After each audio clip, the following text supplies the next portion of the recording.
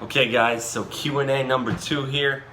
I picked out 10 of the most upvoted questions from when I asked this, so I'm going to go through these. Number 1, how do you explain yourself being so lean despite not having a super strict diet? Is it just genetics? Even years ago when you were eating pretty bad, you were always shredded. That's from M98. And honestly guys, a lot of it is just genetics. One thing that runs in my family is hypothyroidism, and my TSH levels have always been pretty high. So actually my thyroid is slower than a lot of people's who I've seen as far as on the blood work. But I've always been lean. I've had abs my entire life. I've never had a problem with it, even if I eat really not so strict. Like, I always have abs at any point in my life.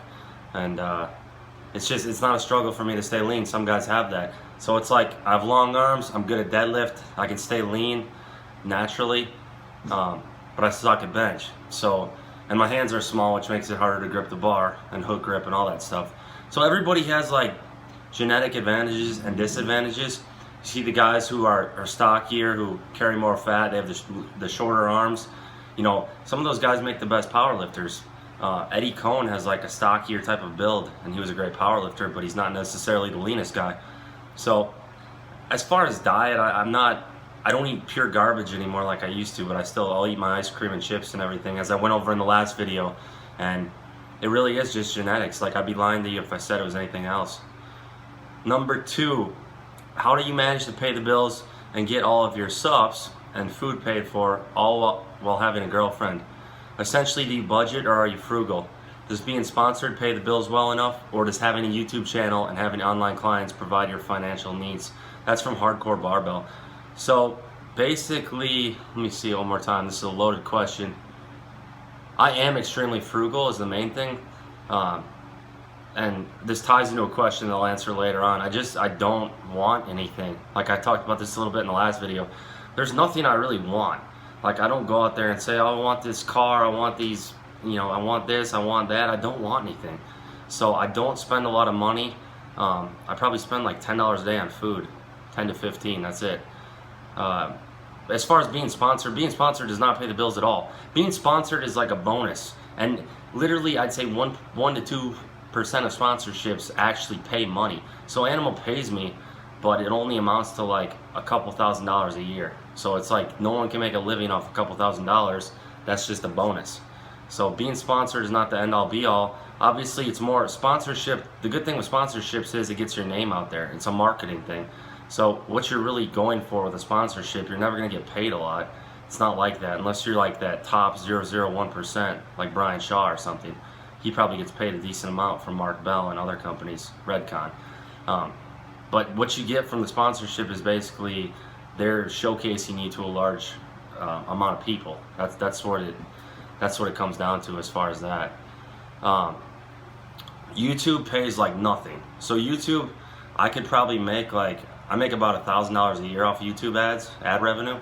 It used to pay way more. YouTube, like 3-4 years ago, paid 3 times what it pays now. So when I had like 20,000 subscribers, I'd be making $3,500, $4,000 a year. Now I make like $1,000. Now the one outlier to this is, remember that video that went viral last year with my client getting attacked in the gym? That got like 11 million views. So basically for every million views, that's $1,000. So we ended up splitting the money. I sent half of it to him, and I kept half of it. So that was obviously a much larger payout last year, but you're really not gonna be like, when a video goes viral, you never plan on it happening. It's never gonna happen again like that. So that was kind of just a freak thing, but YouTube doesn't really pay much at all, unless you're one of these major channels with like 1 million subscribers.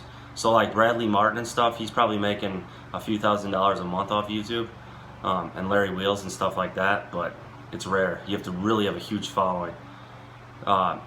As far as training people, yeah, I've been training people for 6 years now, so that's what I do full time for a living.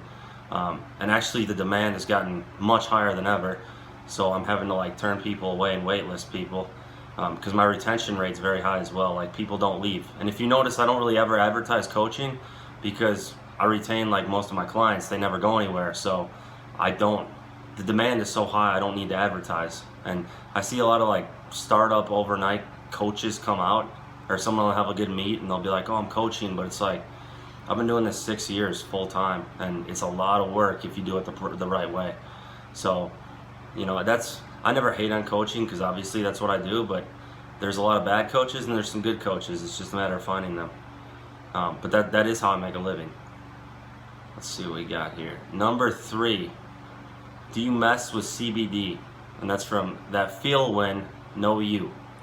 That's what their username is. I do not use CBD.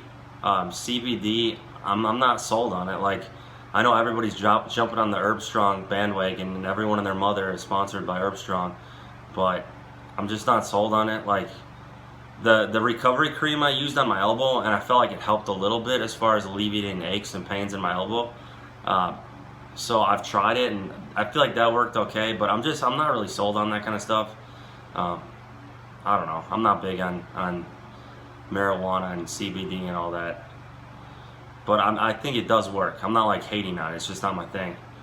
Number 4, this is a good one. What was it like training with the Lilliebridges and Chris Hickson back in the day? That's from Mark Knight.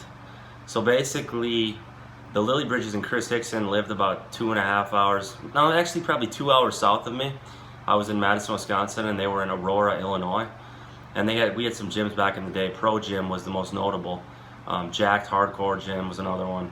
And I would drive down there and train with these guys, and we were always in contact. And it was like, you thought you were strong, but then you got around these guys, and you realized there was just levels to this. And those sessions were crazy, because like we would plan for these sessions. Like I remember go to the gym, and it'd be like an event. It'd be like a powerlifting meet. Like we'd have these Saturday training sessions where we would deadlift, and it was the intensity of a powerlifting meet. And it was just like all the Lilliebridges, me, Chris Hickson, a few other guys, and it just, those pro gym days were crazy, man. It was nuts. And one thing I remember about the Lilliebridges and Chris Hickson, when we were out in California for the super training meet, the backyard meet of the century, this is a question I left off. I'll tie it into this because this was the most upvoted question, what I'm about to say. So we were out there, backyard meet of the century, Chris Hickson, Lilliebridges, George Leeman, Vince Urbank, all of us. And we went to Golden Corral after weigh-ins. And we were at Golden Corral, we'd been eating like an hour, and I'd had like 2 plates at this point, but Chris and Eric Lilliebridge, they had like 5 plates at this point. They'd eaten like 5 freaking plates. Like I don't even know how they could eat it all. So it'd been an hour, and I'm thinking like we're gonna go then. I'm like, man, I'm full. Like I'm thinking, and they've eaten 5 plates, so I'm thinking we're about to head out. We just sat there for like 20 minutes, and these guys, it was like taking a rest. And then we just ate, and then they went back and got more plates. So like we were there for over 2 hours, and these guys would take like rest periods during the meal. So they'd be stuffed. They'd sit for like 10, 15 minutes, 30, I don't even know. Take a break, go get some more plates, take another break, go get some more. And it was freaking nuts. Like I've never seen people eat so much, but they really got their money's worth out of Golden Corral. So that was pretty funny out in Sacramento that one year. This was the most upvoted question. What do you think of George Leeman? So actually George Leeman, the only time I ever met him in person was at the backyard meet of the century. And we talked for like 2 hours on the hotel balcony the night before the meet. And that was the only contact I've had with him ever on an in-person basis. So he's a very like deep guy, obviously. Like you can tell from his videos, his intensity, all that. He's got a lot of demons, but he's very smart. Like there's no doubt the guy's super smart. He's got a lot of thoughts that normal people wouldn't have, as far as like, he's just got this layer to him of intensity and knowledge where you're like, man, normal people don't think like that. Like that's what makes him so great. That's what made him so strong. And he was really nice. Actually, like we kind of had a rivalry coming into that night, or into that point, as far as like on bodybuilding.com and stuff, but he was really humble. He's a really cool dude. And obviously he's killing it now. He's doing like real estate and stuff because he got a bunch of money inherited or something. So I don't have any animosity towards the guy. That one interaction I ever had with him was really good, and he's a really cool dude. So those guys were all kind of the OGs of powerlifting, some of the OG people. Like powerlifting's 5 times bigger now, but those guys like kind of put powerlifting on the map as far as the internet age and the social media age. So it was cool being a part of them. And like I'm only 27 years old, but it feels like that was a lifetime ago. And we like sort of brought powerlifting to the forefront. Number 5, what inspired your minimalist lifestyle? I don't think you own a TV. Have you just never been into gaming consoles or shoes or anything? That is from the Boswer one. I really have never been into wanting things. Like, I don't own a TV. I've loved actually playing video games when I was a teenager up until like high school, but they're so addicting I just gave up on them because you just kill your whole day or weeks even playing a game. So I do love gaming, but I haven't done it in like 15 years because I didn't want to get addicted to it. And shoes I've never cared about. Like, I don't give a dang at all. I'll wear the same pair of shoes for 5 years until my girlfriend forces me to get another pair. I just don't like buying things. Like I said earlier, I spend $15 a day on food. Don't really spend a whole lot of money outside of that. Take one trip, one vacation a year to Maui, and that's where I spend my money, and that's it. I just don't want to. I don't want things. I don't want a nice car. I don't care. It's whatever. Number 6, what inspired you to start lifting for strength? That is from the dealer. My dad, he had some like really run down old weight bench in our basement and a barbell, and this was like standard weights. This was before people even thought of Olympic barbells. Does anybody remember standard barbells, the real skinny ones with the skinny plates? Yeah, I would bench on those when I was like 13 years old, and I just benched every day and did some abs, because that's all, bench and abs, like that's what any teenager wants. And I just kept lifting, and we acquired better equipment, got like a squat rack and everything, and I just kept doing it, and I freaking loved it, fell in love with it. Every time I would play a sport in high school, I was like, man, I just want the season to be over with so I can just lift, because we'd do a bunch of cardio for football and basketball, and I'd lose weight and lose strength, and I was just like, I just want to get strong in the off season. So that's why I stopped playing sports before my senior year. But that's how I got into it. My dad had a weight set in the basement, and that's how the infamous basement days started. Number 7 is Jason Genova actually going to get shredded for his next show. This is from 4K 60 FPS Nature and City Walks. I don't know what any of that means, but that's his username. I don't want to get order 66 or whatever the heck it is. I don't know, order whatever. So I'm going to say yes, he's going to get shredded for his next show. He worked at Publix. I like Publix. There you go. Number 8. We're going to need some more details on the near fight with David Baktiari, the Packers left tackle. I referenced this in the last Q&A. This is from Swerve FC. Basically what happened was certain nights when I was working at the college club, we'd get lines all the way down the block to the corner. So we'd have this huge line of people wanting to get into the bar, and the bar was packed. So we would charge people $20 a person to get in. It was like a $20 cover charge. And Baktiari and Micah Hyde rolled up to the front, and they just wanted to like skip the line and get in. And we were like, yo, we don't let anyone skip the line, like you gotta pay. And so Baktiari basically thought we were like hustling him and trying to take his money just because he was a professional athlete. This was his rookie year before he even played, and he didn't have all the money he has now. So he thought we were like screwing him over, just trying to get money out of him because he's a professional athlete. And we're like, dude, everybody pays. Like, you could be anybody. You're gonna have to pay $20 a person to get in. That's how we ended the night. Some of these nights like this where the line was down the block, end of the night we'd have $10,000 on the table in cash. So there'd be 10 bouncers working, 10 doormen, or 2 doormen, 8 bouncers, 10 people, $10,000 on the table, and we'd all get $1,000 just for like a night's work because there were so many people trying to get in. But anyway, so he got mad about that. Micah Hyde just was like, whatever, and he paid for both of them, and that was it. But later that night, Baktiari was outside, and he was like mean mugging me because he was still pissed about it and everything. And he was like said some choice things to me and everything. And I'm standing at the entrance or the exit to the club, the bar, and he's outside. And I'm just saying to myself, I'm like, honestly, the guy's 320 pounds. He's got 75 pounds on me. He's 6 inches taller. I don't want any piece of that. So I let it go. But he was very upset that we charged him at the time. And I'm just like, we do this with everybody, dude. It's not personal. So no animosity. I was also on Trent, so I probably lit the fuse a little harder and was probably kind of an a-hole to him back. But it wouldn't be like that now. Now we'd be cool. Number 9, were you good at MMA? Sealed chamber.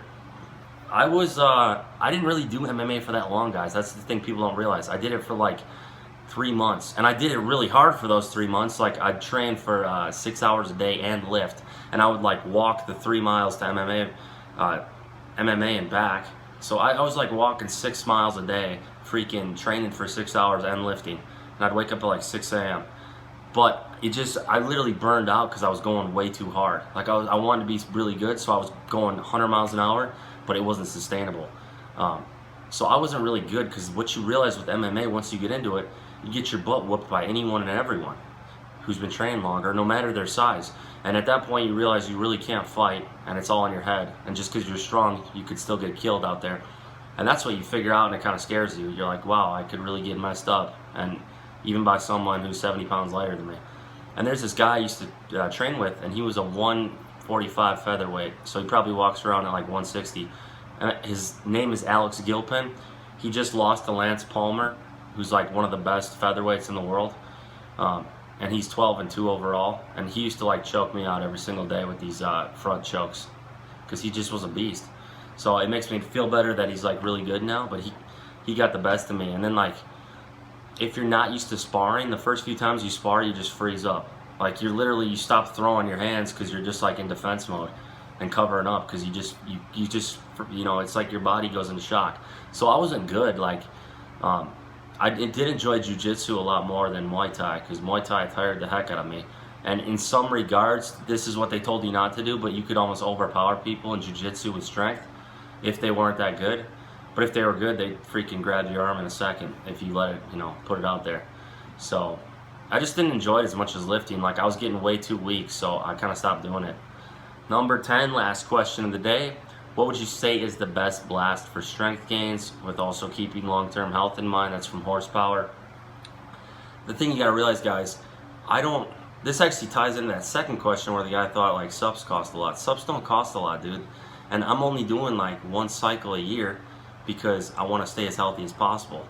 So I think the healthiest approach is to do one cycle a year, and that's it. That way you have literally 75 to 80% of the year where you're not on cycle, and you can just do a cruise, or you can even go off, or you can do an HRT. There's a lot of options there, but going off, being on a 125 milligram HRT dose or being on a 250 milligram cruise dose is going to be way healthier than cycling other compounds. So it's like that's the healthiest approach, just doing one cycle a year. And things like tren and any androgens, if you can avoid them, you're going to be a lot better off. So if you're going to do a cycle, you focus on the anabolics, things like test, Anavar, Master, and stuff like that. That's DECA. That's not very androgenic. So the androgenic substances come with all the side effects. Anabolic, not as much. You're going to be healthier. And then obviously the dose is what matters.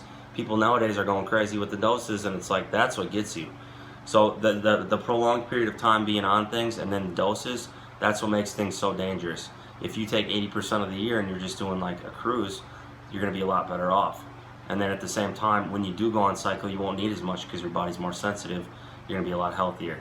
So that's kind of the way to go. Avoid androgens. Only do one cycle a year, which is why I only compete once a year, if you haven't noticed the correlation there. And that's the best way to do it. So thanks for the video. It's getting a little long here. I appreciate it. Give it a thumbs up, subscribe, and we'll keep doing these.